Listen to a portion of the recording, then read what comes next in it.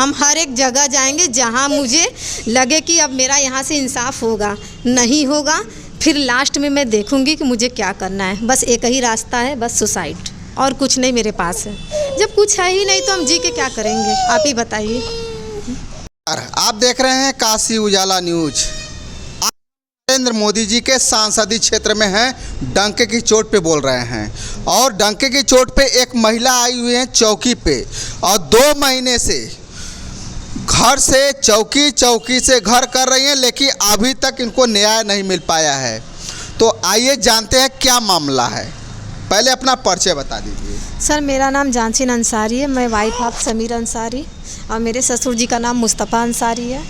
ठीक है सर, मेरी शादी 376 के केस में थाने के माध्यम से कराई गई थी, जो कि वो लोग बचने के लिए हमसे शादी तो कर ली है, पर हमें वो दर्जा नहीं दिए, ना वो हक दिए।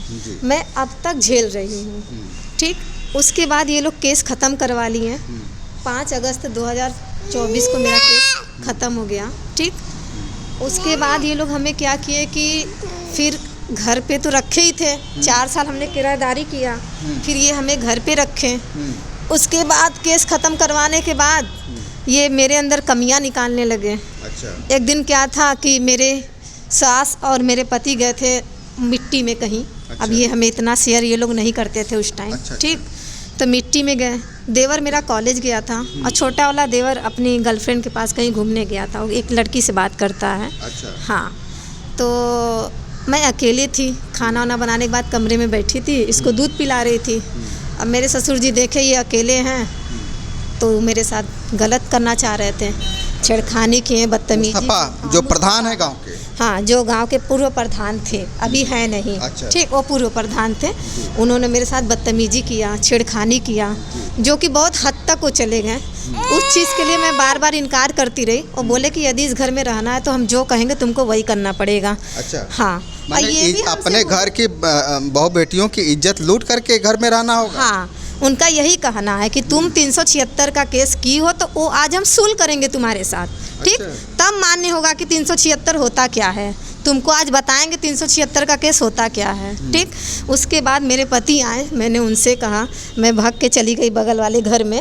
जब वो आए तो मैंने उनसे कहा, तो वो बोले कि अभी मामला को दबा दो, अगर 4 लोग जानेंगे तो इसमें बेइज्जती मेरे घर वालों का होगा, गांव वाले थूकेंगे, क्योंकि अभी हमको प्रधानी लड़ना है मंगलपुर में। तो मैं शांत हो गई। फिर मैं सारी बात बताई, तो बोले कि 1-2 दिन के लिए घर पे चली जाओ, हम कोई व्यवस्था करते हैं। वो व्यवस्था क्या किए, हम जब फ़ोन किए कि 2 दिन हो गया, तो कह रहे कि घर पे मत आना, तुम खुद गलत हो, मेरे पिताजी सही है, मेरा भाई सही है, मेरी माँ सही है, तुम नहीं सही हो। आपके हस्बैंड बोले? हाँ। फिर मैं अपने नंदोई से बोली, एक मेरा नंदोई आफ्ताब आलम, जिसका घर अदलपुरा सुरसी में पड़ता है। अच्छा। मैं आफ्ताब से गई, मिली, वो कबाड़े के दुकान पे काम करते हैं। ठीक, तो हम उनसे बोले कि आफ्ताब ऐसी ऐसी बात है, आप भाई दामाद है वहाँ के, आपका बात लगेगा। वो मुझे ऑफर क्या दे रहे हैं कि तुम 2 दिन मेरे साथ घूम लो, हम तुमको रखवा देंगे। ये तो मेरे ससुराल वालों की मंशा है। उनका कहना है कि जब तुम मेरे साले से थाने से शादी कर सकती हो, तुम्हारी तो कोई इज्जत है नहीं, तो तुम हम लोग के साथ घूमो फिरो, क्या दिक्कत है। ये सब चीज़ें थी, इन लोगों की मंशा थी। हमें नहीं पता था कि ये लोग केस ख़त्म करवाने के बाद मुझे दर बदर इतना भटकवाएंगे कि पूछिए मत। बार बार मेरे ससुर जी का यही कहना है कि अब हम केस ख़त्म करवा लिए हैं, तुम चाह के भी कुछ नहीं कर सकती हो। वो बार बार मेरे साथ ज़ोर ज़बरदस्ती करते रहे, मैं इनकार करती गई, इसीलिए मुझे घर से बाहर निकाल के फेंक दिया गया है।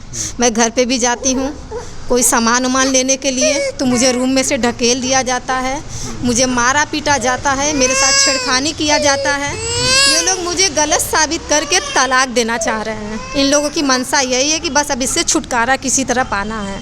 बस मेरा योगी सरकार जी से यही कहना है कि हमारे जो धर्म में मुस्लिम महिलाओं को वो इंसाफ दिलाएं। जब तक कि पहली पत्नी का तलाक ना हो जाए, कोई चीज़ ना हो जाए, दूसरी शादी वो ना कर सकें। जो हमारे धर्म में क्या है कि पत्नी अगर मायके में 2 महीने से है, यहाँ पे पता चलेगा कि चोरी से वो अपने मामा के लड़की से शादी कर लेंगे, बुआ के लड़की से शादी कर लेंगे, मतलब अपने रिलेशन में ही शादी कर लेंगे। वो चीज़ें नहीं होनी चाहिए। बस हमें यही सरकार से गुजारिश है कि वो सख्त से सख्त कानून मुस्लिम महिलाओं के लिए बनाएं, क्योंकि हम लोगों में औरतों का कोई इज्जत नहीं है। मेरे और लोगों का होगा तो होगा भाई, हम जिस दौर से गुजरे हम अपनी बात कह रहे हैं, कोई इस चीज़ को माइंड न ले कि भाई वो सारी औरतों को कह रही हैं। और वैसे भी बहुत सारी मुस्लिम औरतें हैं जो बहुत पीड़ित हैं। बस हमारा यही कहना है सर।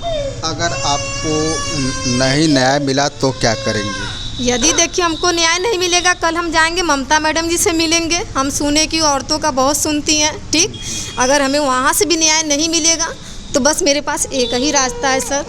छोटा सा बच्चा है, ट्रेन से जाके कट के मर जाऊंगी, ना रहूंगी ना इतना मुझे झेलना पड़ेगा। बस मेरे पास यही एक रास्ता है। जब मेरा खुद का घर, जब मेरा सब कुछ रहते हुए मैं दर बदर भटक रही हूँ तो मैं किस पे बोझ बनूंगी आप बताइए। तुमको नहीं रखना था तो तुमको एक बच्चा नहीं पैदा करना चाहिए था। तब मैं अकेली थी, कहीं पे भी अपना गुजारा कर लेती, पेट पाल लेती। इसको लेके मैं कहाँ कहाँ भटकूंगी आप बताइए। ठंड के दिन में मैं 2 महीने से चौकी का चक्कर काट रही हूँ पर मेरा कोई सुनवाई नहीं हो रहा है। अच्छा, ये जो बच्चे के बाप हैं उनको दया नहीं आती है कि मेरा एक बेटा है? नहीं सर, उनको दया नहीं आती है। एकदम दया नहीं आती है। चौकी पे बुलाया गया 1-2 बार। जब मैंने 1076 पे कंप्लेन किया तो इनके दादाजी और इनके पिताजी आए, ठीक। तो सर बोले कि अगर आप नहीं रखेंगे तो फिर आप लोग जेल जाएंगे। रिपोर्ट लगाइएगा। तो ये लोग रिपोर्ट लगा रहे हैं कि पारिवारिक मैटर है। मेरे साथ कुछ भी हो जाए पारिवारिक मैटर है, मुझे जला के मार दिया गया। मेरे साथ गलत जोर जबरदस्ती किया जाए, पारिवारिक मैटर इसको बोला जाएगा, आप बताइए। इसलिए मैं एकदम परेशान हो गई, समझ में नहीं आ रहा। नहीं समझ में आएगा, जानते क्या करेंगे? किसी दिन जाके जहर खा के मैं मेरा बेटा दोनों मर जाएंगे, या तो ट्रेन से कट के मर जाएंगे। अगर इंसाफ नहीं मिला तो अभी मैं लड़ूंगी इन लोगों से। ये लोग ये भी नहीं सोच रहे कि ना मेरा घर है ना कुछ, मैं जाऊँ तो जाऊँ कहाँ? कब तक इनको उनके यहाँ रहूँगी? 2 दिन 4 दिन आप बताइए। कोई किसी को रखा है जो मुझे रखेगा? मेरा खुद का सब कुछ रहते हुए मुझे भटकना पड़ रहा है इधर उधर 1 साल का बच्चा लेकर के। जब तुमको नहीं रखना था तुम पहले ही छोड़ देते। एक बच्चा होने के बाद क्यों ऐसा कर रहे हो?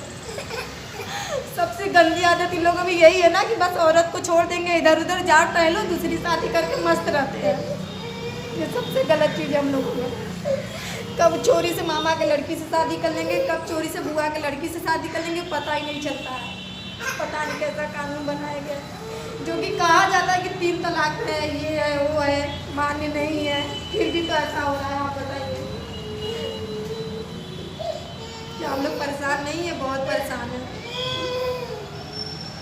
ठीक है। इतना कहने के बाद 4 लाइन का हमसे बयान ये लोग करवाएं, ठीक। बोले अब इनको घर लेके जाइए, तो बोले कि ऐसा है कि हम लोग एक ही बाइक से आए हैं, हम जा रहे हैं, हम ये लेने आएंगे। हम बच्चों को लेके बैठे रह गए, वो लोग नहीं आए। उसके बाद हम देखे फिर चले गए अपने बहन के घर इसको लेकर के। फिर सुबह आए तो सुमित सर इसके पहले चौकी इंचार्ज थे अकेलवा के। फिर वो बोले कि ऐसा है कि 1 हफ्ते बाद वो तुमको लेने जाएगा, काहे इतना परेशान हो रही हो?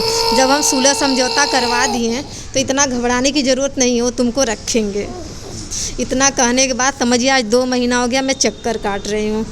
फिर जब मैं आई तो कह रहे कि देखो हमसे अब बात नहीं बन पाएगा, तुम ऐसा है कि ममता रानी मैडम जी के पास जाओ, वहाँ से तुम्हारी बात बनेगी। फिर मैंने वहाँ पे भी एप्लीकेशन दिया तो मुझे 24 दिसंबर को बुलाया गया। उस दिन भी ममता मैडम जी नहीं थी। फिर 30 तारीख को भी बुलाया गया, उस दिन भी नहीं थी। अब देखिए हम कल सुबह जाएंगे, मिलेंगे, देखिए मेरा क्या हल निकालती हैं वो। अगर आपको न्याय नहीं मिला तो क्या आप एक बार फिर न्यायालय का दरवाज़ा आप खटखटाएंगी? जी हम खटखटाएंगे, हम हर एक जगह जाएंगे जहां मुझे लगे कि अब मेरा यहां से इंसाफ होगा। नहीं होगा फिर लास्ट में मैं देखूंगी कि मुझे क्या करना है। बस एक ही रास्ता है, बस सुसाइड, और कुछ नहीं मेरे पास है। जब कुछ है ही नहीं तो हम जी के क्या करेंगे, आप ही बताइए। ठीक। और आप देख ही रहे हैं कि ये महिला हैं, एक बच्चे की माँ भी हैं, और इनके पिताजी और इनके जो पति हैं, कहा जाए इनके सास ससुर भी हैं, जिसको घर को सम्मान से अपने घर में रखना चाहिए था, और वो बहू आज रोड की ठोकरें खा रही है, रोड पर ठोकरें खा रही है। और हम आपको एक चीज़ और बता दें कि अगर आपको ऐसे बेटियों का हेल्प करना है तो हमारे न्यूज़ चैनल पे आ करके 70 52 56 1004 वाले नंबर पे आप लोग फ़ोन करें कि आप लोग इनकी सहायता करें। बहुत ही गरीब हैं और जो भी सहायता करेगा सब इन्हीं के आप ही लोगों के द्वारा होगा। अगर आपको ये वीडियो अच्छा लगे तो लाइक और सब्सक्राइब जरूर कीजिएगा। फिर मिलेंगे नए वीडियो के साथ, तब तक के लिए नमस्कार।